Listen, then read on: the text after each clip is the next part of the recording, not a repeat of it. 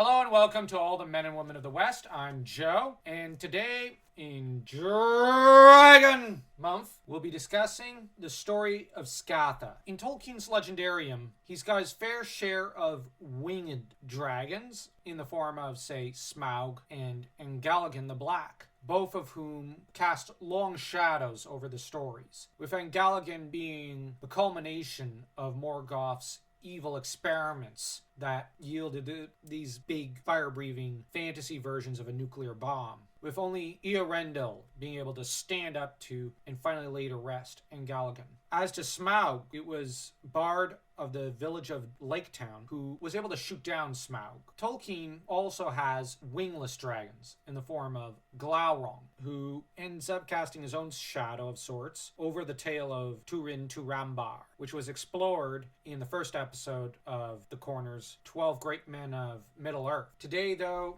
there's another kind of wingless dragon that's worth exploring, namely that taken from the tale of Fram, who was one of the ancestors of the Rohirrim. He was son of Frumgar, who was said to be chieftain, and his son Fram was a great warrior who slew the wingless dragon Scatha, who was said to be a longworm. Just as in the tale of The Hobbit, the slaying of the dragon was just a precursor to another story of sorts, to, in some ways, greater conflict, as man and dwarf feuded over the hoard. Because Scatha, like Smaug, had a great hoard of wealth, with Fram refusing to yield a single penny. In a lot of ways, this reminds me of Bard, when he refused to yield his share of a possible treasure to the dwarves. Well, sort of. He said, I have a claim to, and the dwarves rejected this.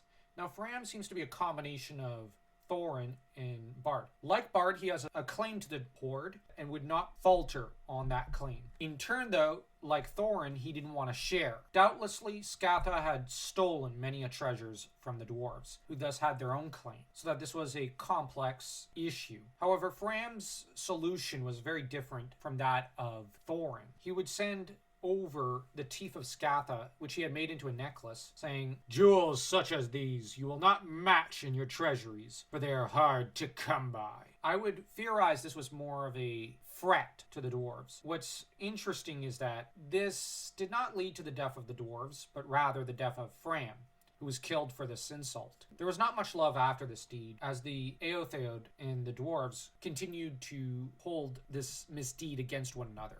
The dwarves felt that the hoard belonged to them by right, and that Fram had done a great evil to them when he denied them the treasure of Scatha. In turn, Eotheod felt that the killing of their chieftain was wrong, and it certainly was, and that the dwarves forfeited all claims to the treasure the minute they slew Fram, which, fair enough, that's a good point. In turn, though, Fram had threatened the dwarves. He had goaded them, so he kind of, on some level, wrought his own fate, so that Scatha's hoard had yielded more evil, just as Smaug's hoard yielded a great deal of evil. I wonder if maybe Fram was under the influence of dragon greed, just as Thorin was after the fall of Smaug, when he went to reclaim the treasures that Smaug had stolen from the dwarves. What's interesting as well is that the horn of Rohan that's given to Merry during the tale of the Lord of the Rings is claimed to have been part of this treasure. So it seems that the Eotheod, later known as the Rohirrim, had laid claim to the treasure and had kept it, and the dwarves didn't really get a penny. Therefore, it's pretty interesting that Eotheod